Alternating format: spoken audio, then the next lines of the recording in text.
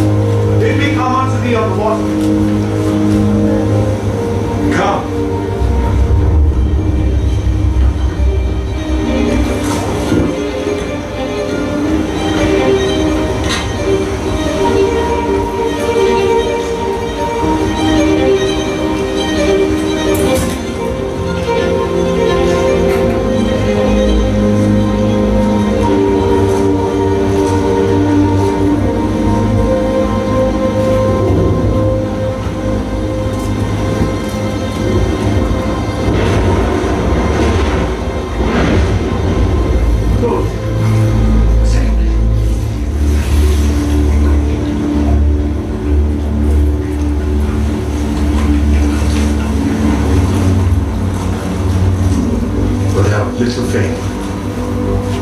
Well, what is that, Dad?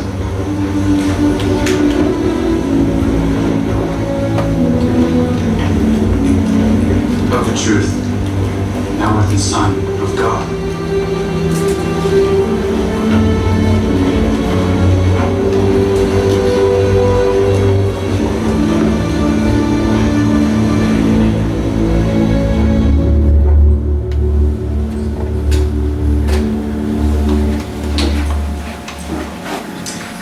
Vamos todos a Mateo, por favor, capítulo 14.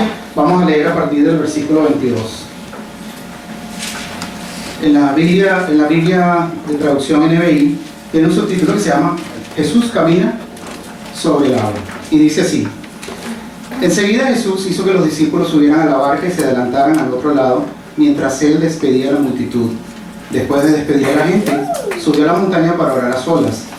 Al anochecer, estaba allí él solo, y la barca estaba bastante lejos de la tierra, zarandeada por las olas, porque el viento le era contrario.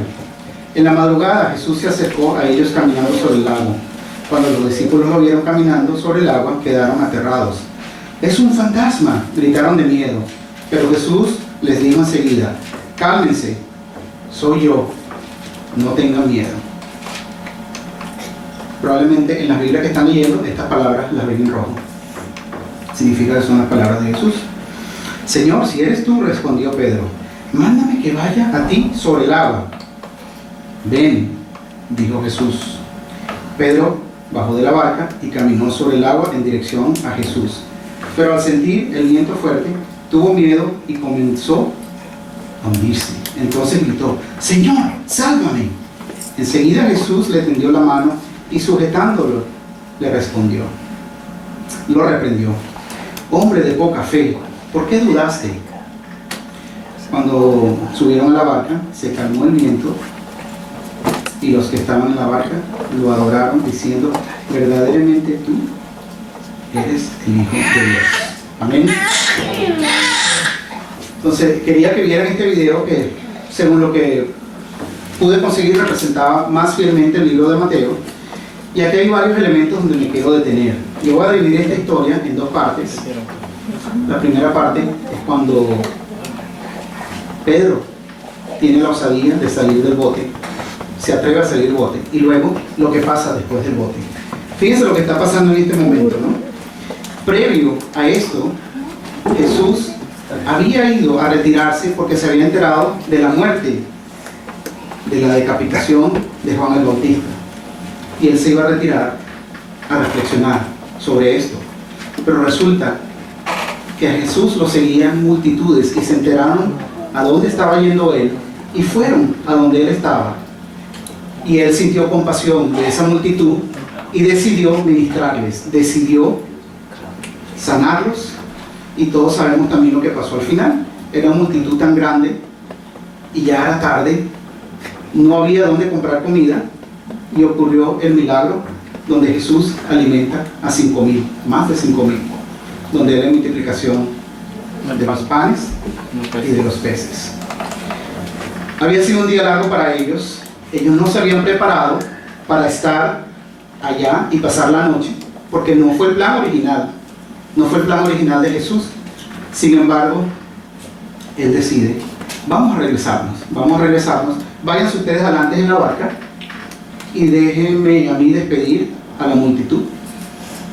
Y él también iba a quedarse para orar a su padre. Resulta que ellos agarran su barco, era un barco pequeño de pescar, no era un barco muy grande, y entran en el mar. El mar de Galilea es un mar de aproximadamente 13 millas de arriba para abajo y 7 millas de ancho. Y es un mar que está cerca de una montaña, en donde cuando baja la temperatura, el viento pega por los cambios de temperatura y empieza a soplar un viento del este al oeste, que es el viento que produce ese oleaje fuerte. Si ustedes buscan por ahí en Google, pueden ver las tormentas que se producen en esa masa de agua debido a los vientos fuertes.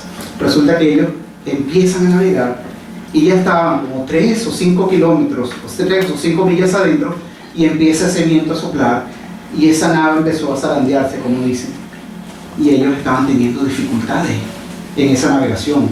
Jesús estaba al tanto de esto y va a alcanzarlos, y como ustedes comenzaron a ver en el video, él está caminando sobre el agua de manera milagrosa.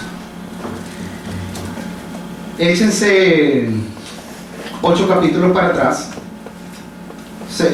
6 capítulos para atrás, Mateo 8. Hay exactamente un episodio similar en la barca, pero Jesús está dentro con ellos en la barca y hay una tormenta y él está durmiendo.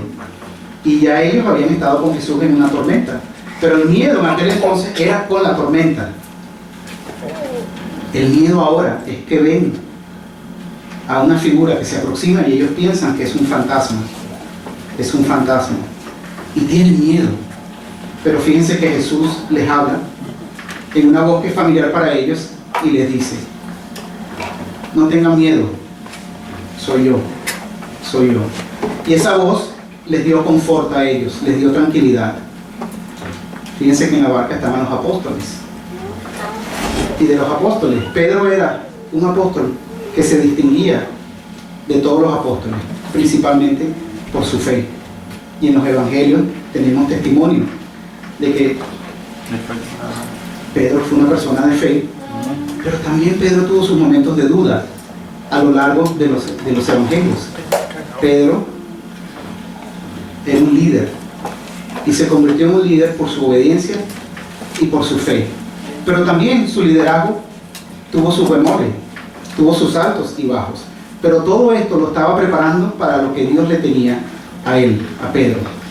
Fíjense que cuando llega la cena en donde efectivamente se dan cuenta que no es un fantasma sino es Dios, hay un momento divino ahí, porque ellos se dan cuenta, ok, está caminando sobre agua, es algo sobrenatural.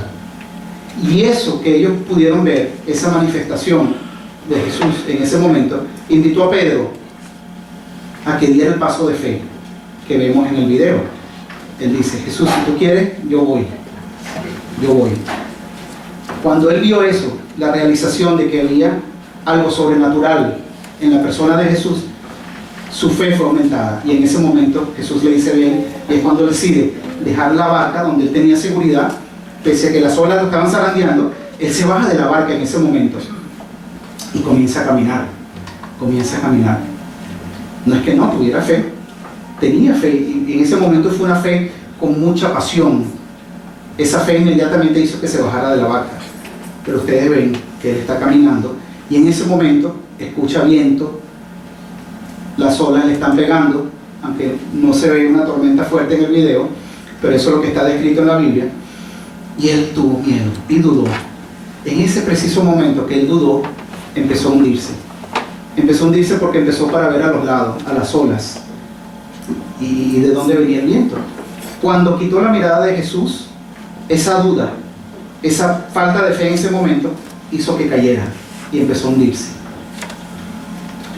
Pero Pedro también sabía de que si eso pasaba, Jesús lo iba a rescatar, porque había visto delante de él algo sobrenatural, algo que era una revelación de la persona de Jesús. Es un ser divino y por lo tanto su fe fue incrementada en ese momento. Jesús, cuando ustedes lo ven, lo recoge y le dice: hombre de poca fe. Hombre de poca fe no es hombre sin fe. Eso no es lo que quiere decir, no es hombre sin fe, es hombre de poca fe. Él sabía que tenía fe, pero su fe fue poca en ese momento de duda. Sin embargo, pese a que su fe fue poca, Él lo salva. Entonces, ahí vemos que se trata no de tener mucha fe en ese momento, sino, aunque sea un poquito de fe, esa fe me puede salvar, a diferencia de no tener fe del todo. Entonces, ¿qué pasa a continuación? Viene algo maravilloso, y es cuando lo levanta, caminan hacia la barca, y en lo que Jesús pisa la barca se calma toda la tormenta. Se calma la tormenta, y ya ellos estaban familiarizados con esto, que viene un momento de realización de la figura de Jesús. Es una figura divina, y viene un momento de adoración, porque dicen: verdaderamente tú eres el Hijo de Dios. Fíjense que más adelante, cuando Jesús les pregunta a ellos: ¿y quiénes dicen ustedes que soy yo? Y Pedro sale primerito y dice: algunos piensan que tú eres Elías o Juan el Bautista resucitado, pero realmente tú eres el Mesías, tú eres el Hijo de Dios, tú eres el Hijo de Dios. Y a continuación Jesús le dice: bueno, sí, Eso lo dices tú, no te lo he dicho yo, eso te lo ha revelado el Padre.